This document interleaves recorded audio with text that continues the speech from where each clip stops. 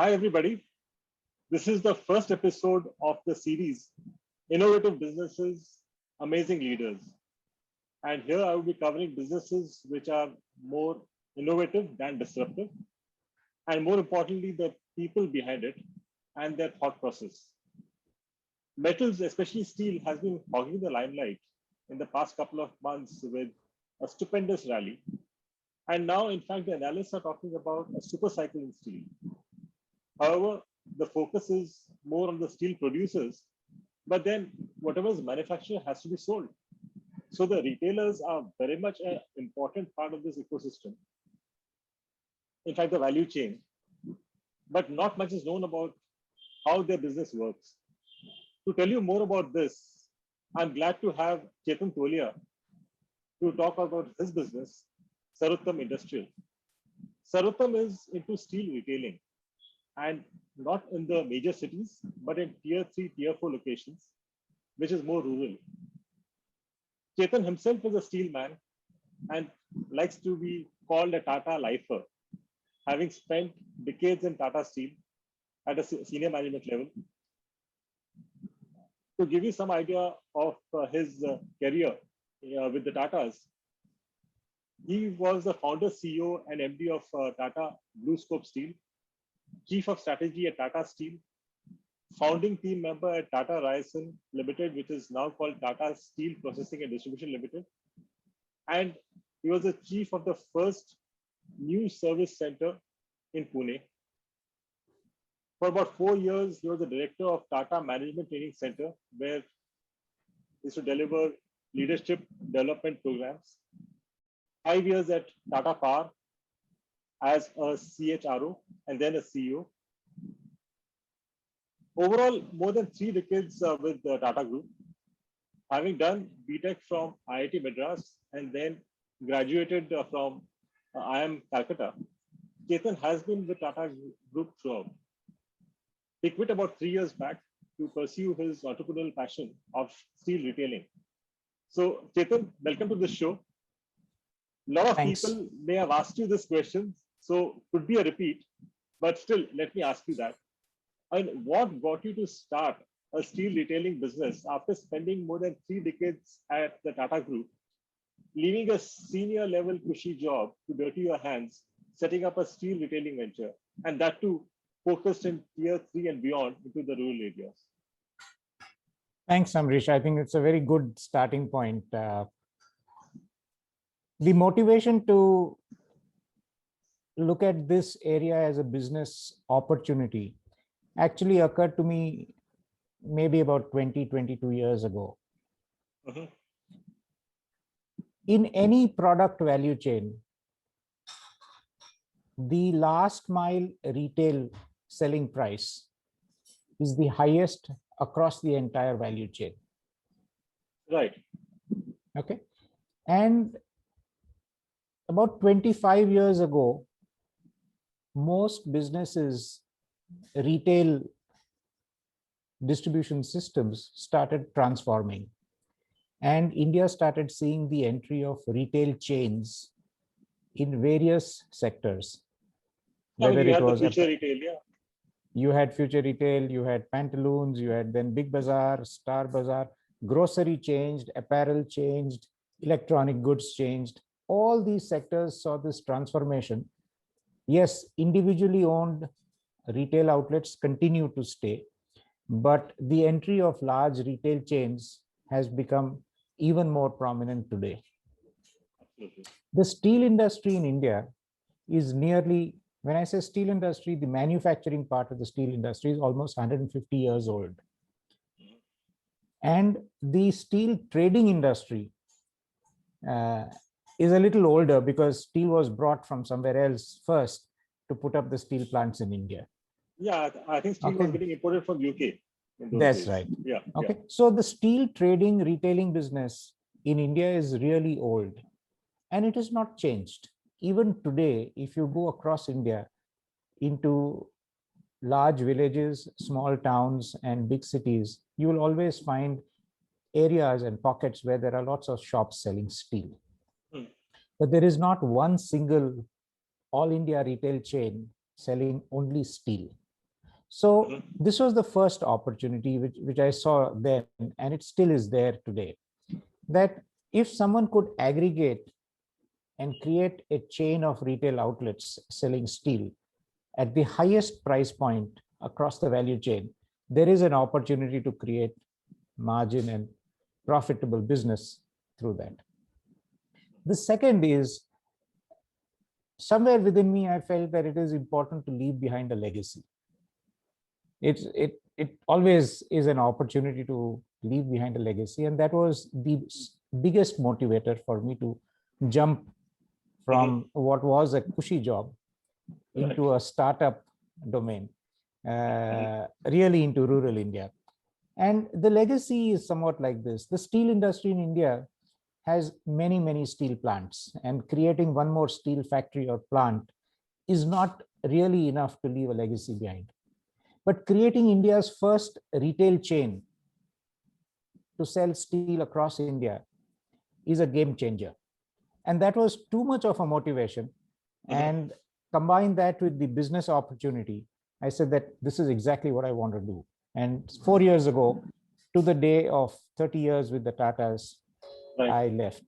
I was recruited into Tata Steel by Rusi Modi, and on 1st of July 87, that's when I joined, and I left on 30th of June 2017.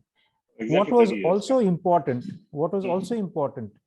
was that there was one condition precedent which I had set for myself for starting this business. And that was that GST had to become law in India.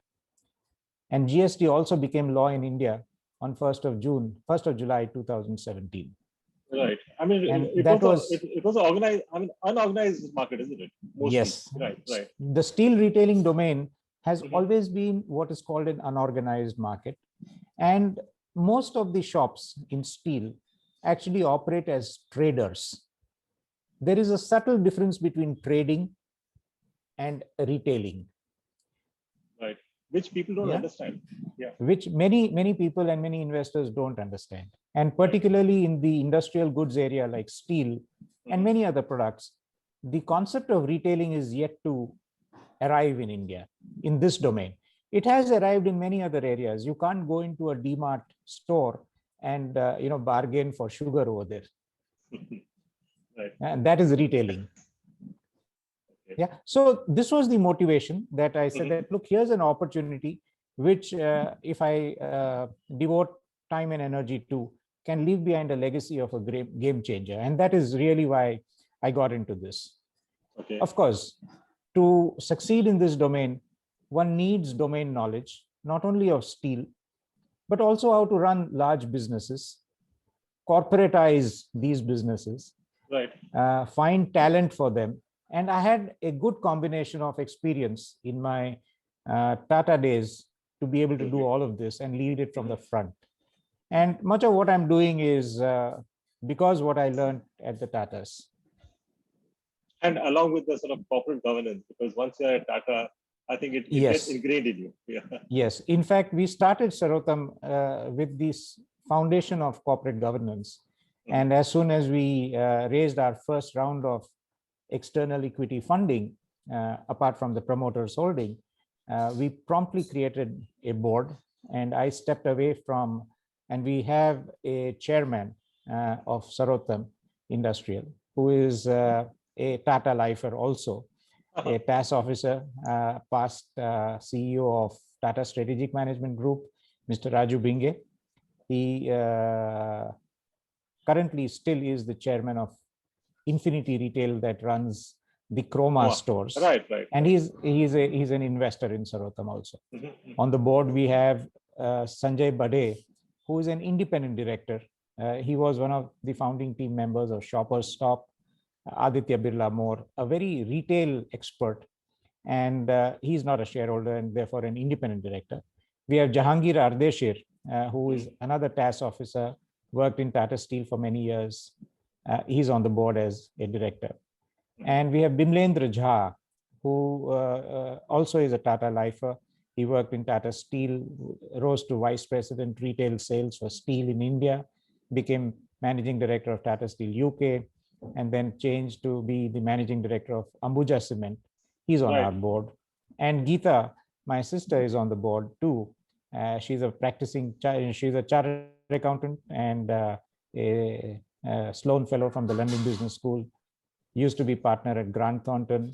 And so we have a very high level, good professional board, which has been guiding and steering the business in many ways. An unusual thing for a startup. Absolutely. And when you say startup, yours is looked as more of a brick and mortar startup. And now most of the startups which you look around are tech based. They talk of AI, ML, algos. Basically, everything is online. And I suppose there's decent amount of investor money chasing such startups.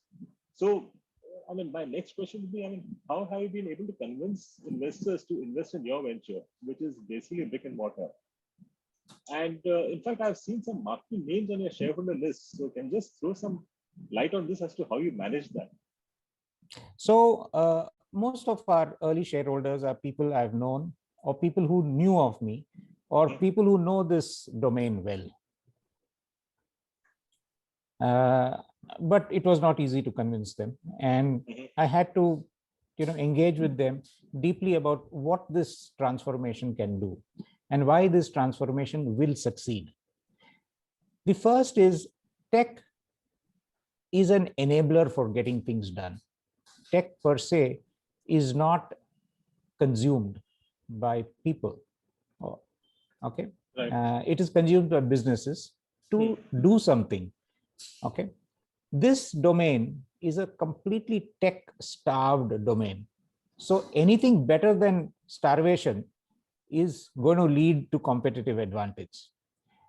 It is very similar to the difference between the black and yellow cabs in Mumbai and the Olas and the Olas and the Ubers. They created that tech difference. Absolutely. In many ways, the Sarotam difference is about that. Second is that you can either make tech or you can buy tech. It's a make or buy decision. Absolutely. And in this model, we have configured all our technology requirements in such a way that we can pick up off-the-shelf technology, string it together to meet our needs uniquely. So why would we spend money, shareholder money, on building something again, which is already there and is available at a fraction of our cost?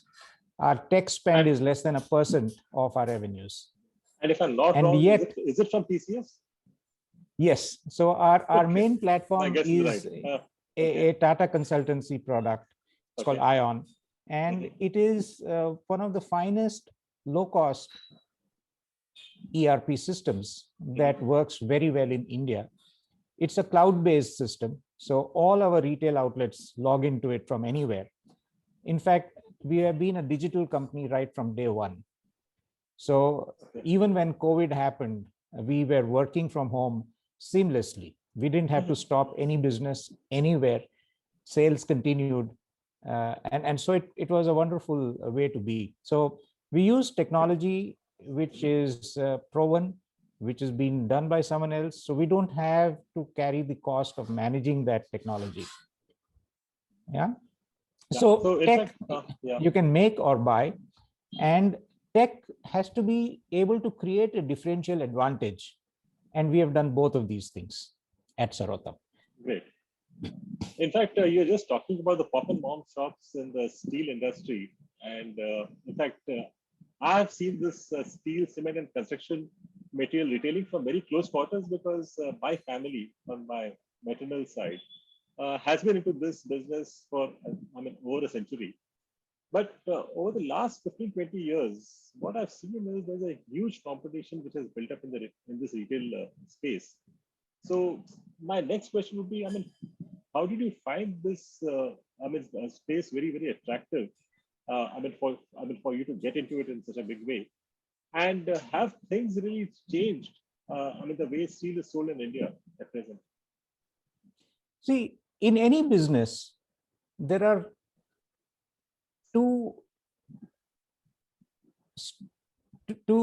extremes. One is where you sell to a customer, and the other is where you buy from your suppliers.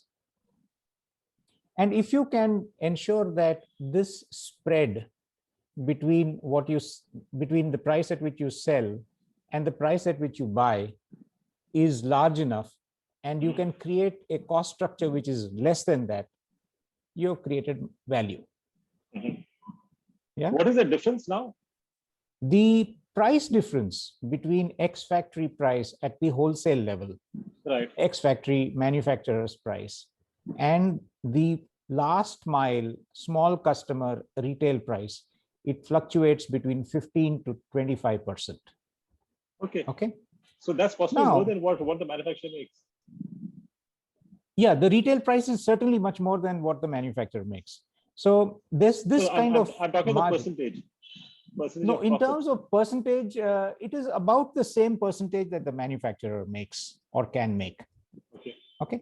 Now, this spread has traditionally been shared by multiple layers in the distribution chain, whether it is the wholesaler, the trader, the transporter, first stage retailer, and last mile retailer.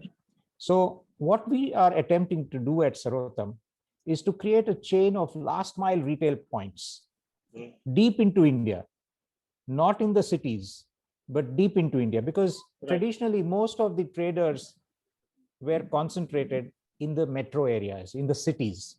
Right. And customers would have to travel, customers in the rural areas or in the developing outside urban areas would have to travel to the city center or near the city to buy steel, even if they wanted a small quantity. What Sarotam is doing is putting up a shop right over there so that the travel time and cost is reduced. The cost in steel is the most for transportation. Right. Even if you have to carry 2 pieces of steel, you need to hire a truck, and the truck rate is the same whether you carry 2 pieces or 10 tons. And so on a per ton basis, the cost goes up. Whereas if the same 2 pieces are available at a Sarotam outlet nearby, then the transport cost is saved because it's right next door. So competition heats up when everyone essentially has the same business model. And the mom and pop style shops are very easy to open. There's no entry barrier, but then there is no differentiator. And everyone is buying from the same one level up retail stockist or distributor or wholesaler and trying to sell at the market. So everyone is competing essentially in the same way. So what Sarotam has done differently is we are establishing retail outlets in a circle. How many do you have? How many do you have as of now? We currently operate 25 retail outlets. Okay. And we have signed up to about 40 franchisees. Another 15 are in the pipeline to open up their retail outlets. And we are continuously adding to the list of franchisees. What's the aim? The aim is to grow this network initially within the next 12 months to about 100 operating retail outlets in one circle of Maharashtra. One circle of about a radius of 150 kilometers centered at Pune, which is where we have the distribution center, supporting about 100 retail outlets. And each circle takes about $1 million and up to 2 years to go from zero to full. And then start work on the adjacent 2 or 3 circles in Maharashtra to go to about 400 retail outlets within the next 2 years. Okay. Yeah. And what's your long-term target? The long-term target is to actually populate India, almost all the states, with up to 40 to 43, 45 circles like this, and grow to a network of about 3,500 retail outlets. That's where we start to unlock value for all our shareholders, because by then, Sarotam is a 10,000 crore revenue generating company with an EBITDA of 400 plus crores. 10,000 crores would be bigger than a couple of these recently large steel plants. Yes. 10,000 crores is going to come from 2 million tons of steel at a retail level. Okay. So at that stage, Sarotam will be the largest single buyer of steel in India. And steel as you have noticed from the commodity cycles, is a commodity. Absolutely. And commodities have a theorem which kind of holds that you buy more quantity, you can buy it at a lower price. And it's not infinitely lower, but it gets lower and lower. So as we scale up, the business opportunity is to sell at the highest price point at each location, but tie it back to the lowest source cost, which a mom and pop store cannot do. So you mean to say there's no brand loyalty in the steel industry? I mean, especially with the segments which you cater to. And if I'm not wrong, the segments which you cater to would be contractors and those fabricators, individuals building their homes. Yeah, which ties back to our strategy of why we want to go into the rural areas or go into the developing rural areas and the peri-urban areas. You know, India is going to have a continuous consumption of infrastructure over the next 20, 30 years as much of India starts getting built. Every government is going to spend a lot of money on building infrastructure, roads, bridges, irrigation land, so on and so forth. And as land gets developed, commercial development starts on both sides. The moment a road is built from one place to the other, property starts getting developed on both sides of the road, and that starts generating demand. Now, the rural market is extremely price sensitive. And the concept of brand loyalty really does not exist in an engineering product. If one piece of steel is made to a standard specification, another is made to the same standard specification, there's really no difference between the two. There are nearly 800 producer names on TMT bars in India, each of them calling themselves a brand.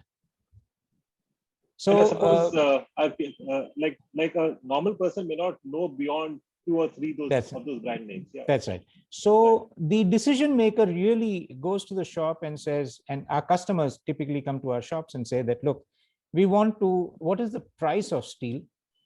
The first question they ask is this size of steel available? Right. Second is what is the price? And then they decide whether to buy this or some other producer brand.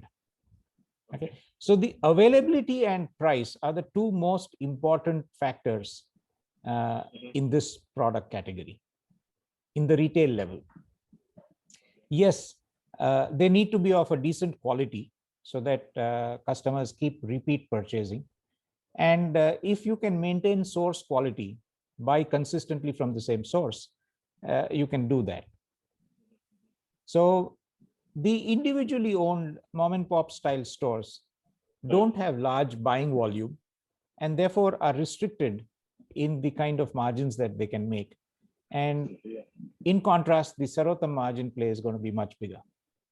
So basically your margins will keep moving up as your volumes move up. As the volumes grow. Right. So, and they will stabilize at a certain level. And what we will be adding to the steel platform then is other industrial goods, so that the same set of customers who buy steel, they buy construction chemicals, they buy PVC pipes and fittings, there would be they buy aluminum. Some sort of a synergy, yeah.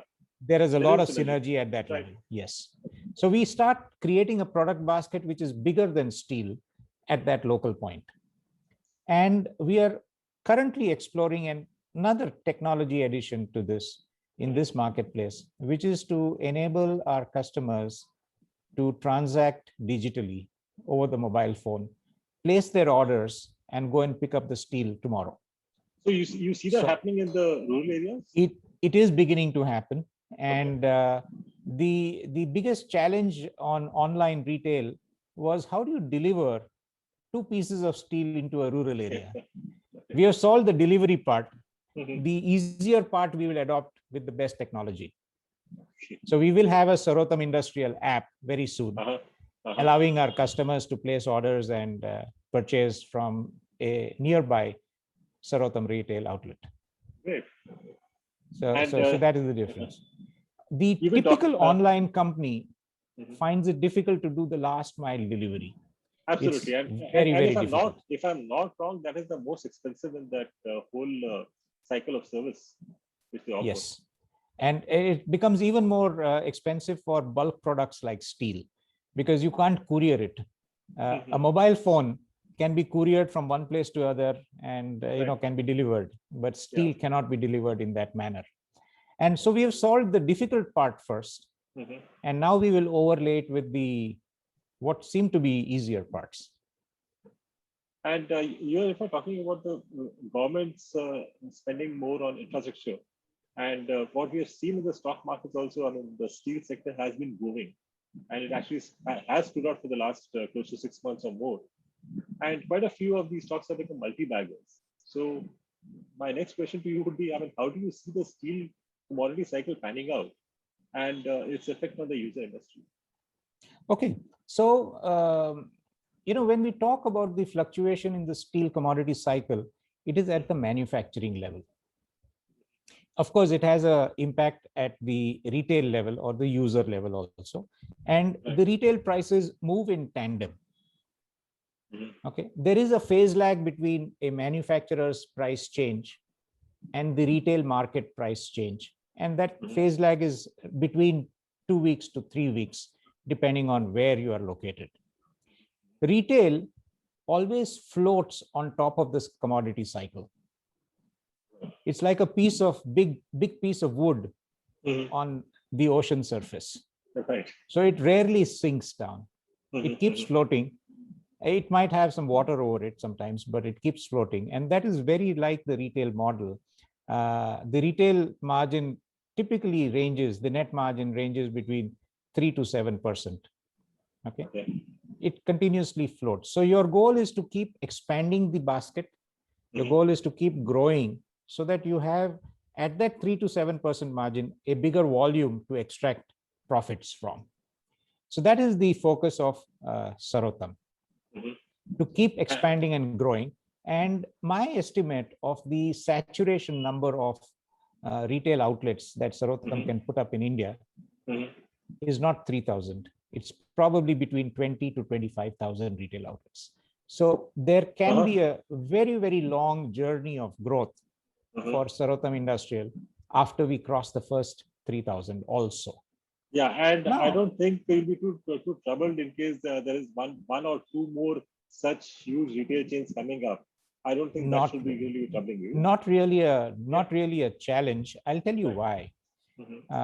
Because at the current plan at 3,000 level, today the steel consumption in India is about 100 million tons, out of which 20 million tons goes through retail channels like mom and pop stores.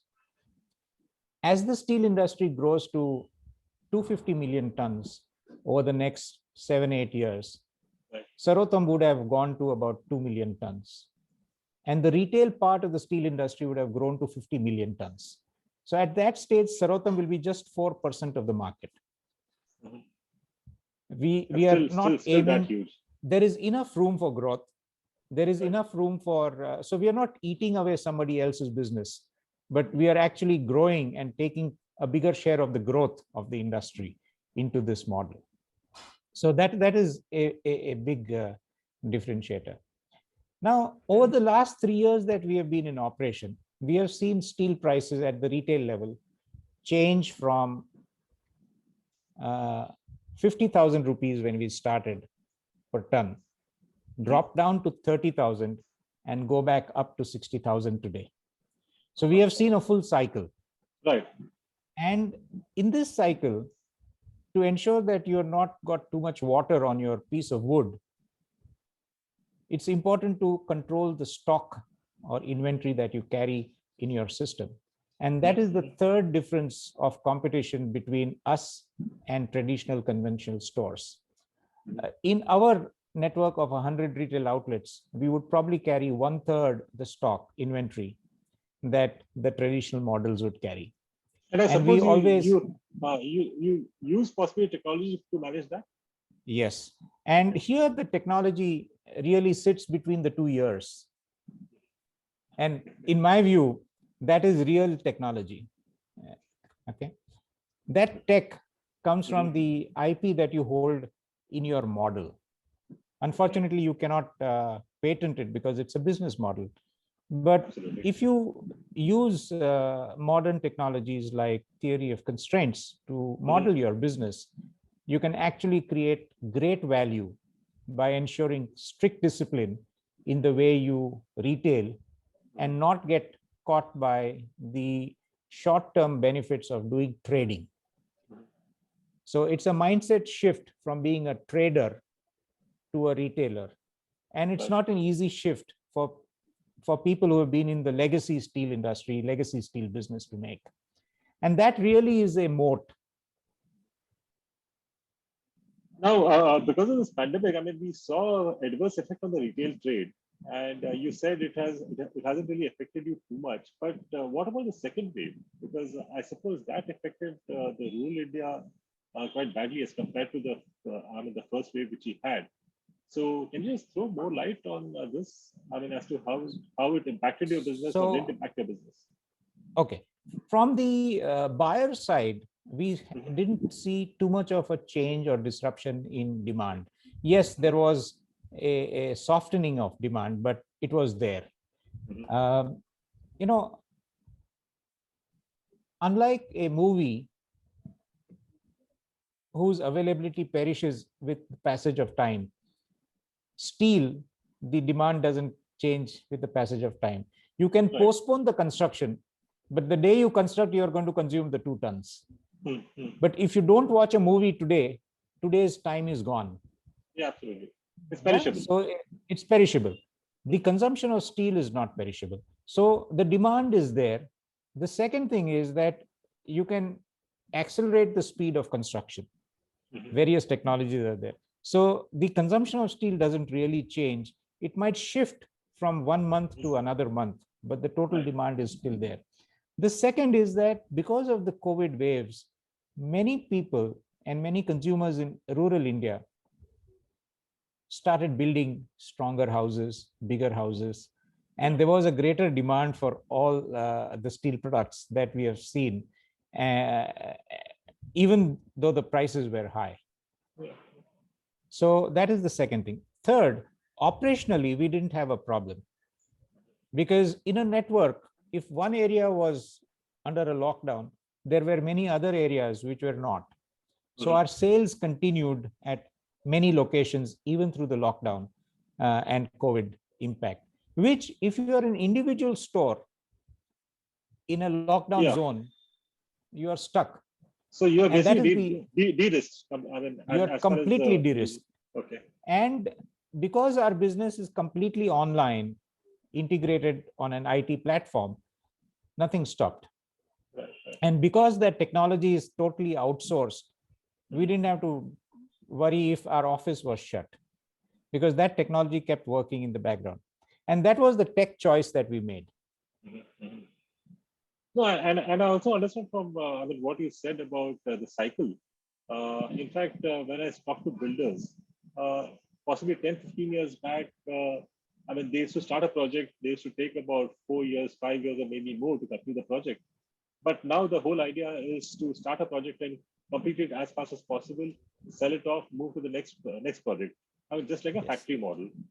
And when we look at the infrastructure projects, I mean, earlier you start a bridge, you never knew as to whether you would see it or whether your son would see it. But now the way things are going, I mean, even in like road construction, we've seen it's gone what 3x, 4x compared to what it was about 4, 5 years back.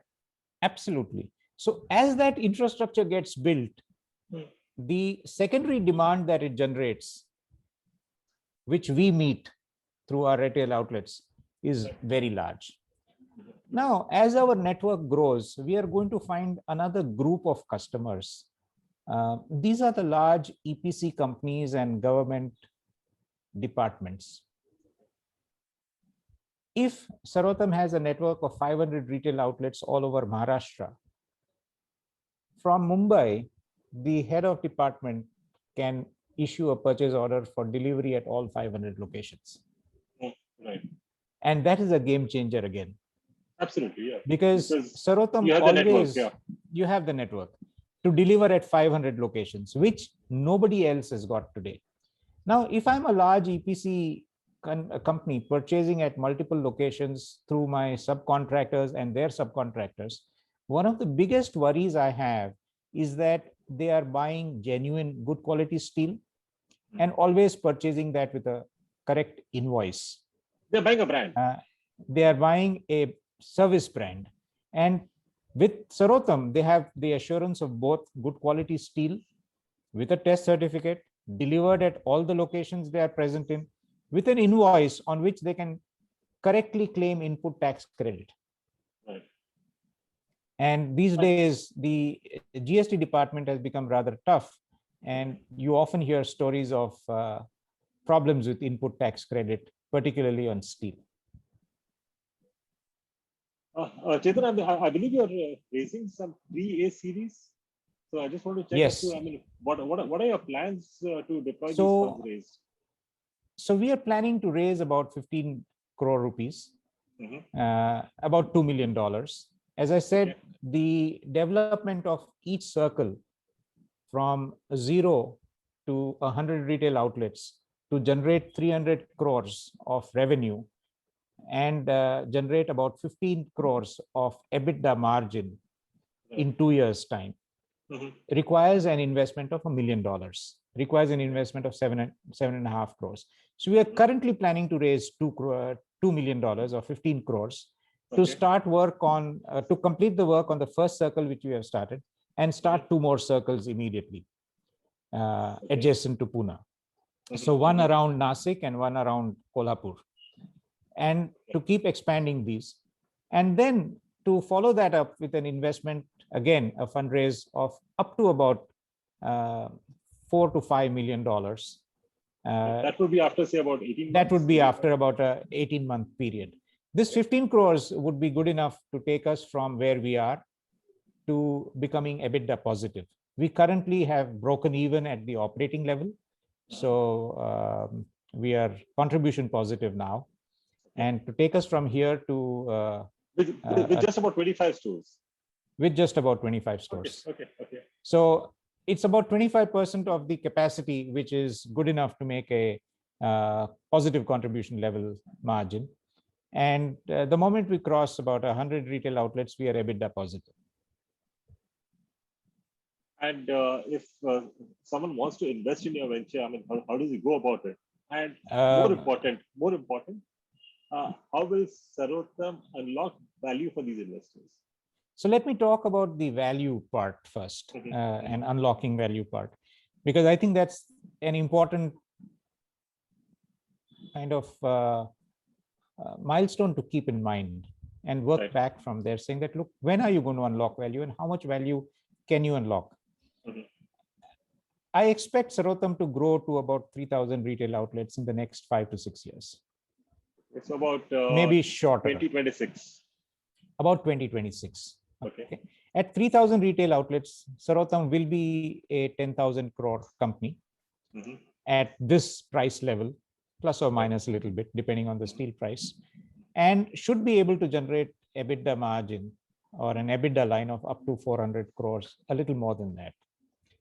And working back from there, let us take a multiplier on that and say that, look, the value of this, the market cap of this kind of a EBITDA line would be X. My estimate is that it would be somewhere in the region of 2,000 to 3,000 crores in terms of multiplier on EBITDA. It may be in that region. Today, we are raising capital at a valuation which is a fraction of that. So there is a huge scope of actually finding your capital appreciate multiple times over this period of time. Now, how do you unlock value? There are many ways, but our preferred option is to do an IPO at that stage. And why IPO? Because there is a longer journey of growth ahead after you raise capital from the rest of the market. Yeah, I mean, so it is not a saturation. So there is a long story of growth. Yeah, I mean, you're talking of 3,000 to 25,000, which is a possibility. Yes, yes. And that is the important reason why a IPO would make a lot of sense for a business like Sarotam at that stage. So we are open, we are keen to talk to people who would like to invest now. And raising 15 crores from the Indian investors is not an impossible task. And Yes. what's the ticket size you're looking at? From We are looking at a ticket size of around 1 crore. We'd like to have 15 more people individually, or a large investor who is willing to invest the entire amount now and look at investing the next round also. Because again, we are not talking of large sums of money. Our business model is very unique. All the working capital required for all the inventory that we need to hold at our distribution centers and at each retail outlet comes from the channel. Right. And therefore, we don't need working capital. The capital that we need to raise is just to fuel the growth and take care of the operating expenses that we have till we hit EBITDA positive. Each circle generating 15 crores of EBITDA margin, 5% of 300 crores starts to fuel enough internal accruals for fueling the growth of this company. So if we don't want to grow at a very, very blitzkrieg pace, and we are comfortable with doing this growth of 3,000 retail outlets for the next 5 years, then a equity capital of between, fundraise of between 15 now and 45 in phase 2 is good enough. If you want to at that stage accelerate, you have the option of raising more equity and growing faster. That option is open. Right. I mean, because by then you would have had what, about 1,000, 1,500 outlets, if not more. Yes, with 45 plus 15, 60 crores of equity investment, we would have grown to at least 1,500 retail outlets, generating a revenue of at least 3,000, 3,500 crores and an EBITDA line of at least 50, 60 crores by then. And that is a good stage to kind of decide whether you want to keep growing at this pace or you want to grow much faster. So there is going to be opportunity for raising more funds and investments. But at this stage, we are looking to raise 15 crores and add another 45 crores about 1.5 years from now.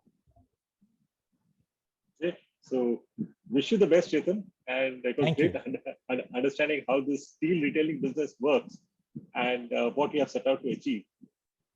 The next time we catch up on this show, I hope you will be having more than possibly 500 retailers, making you among the biggest retailers in this space. Yes. And surely on your way to achieve your target of 3,000 plus. So wish you all the best. Thank you, Ambareesh. Thank you. And all of you watching, in case you want to get more information on Sarotam, get in touch with me at this email ID at the bottom of the screen, and I'll get you connected with Chetan. Thanks for watching.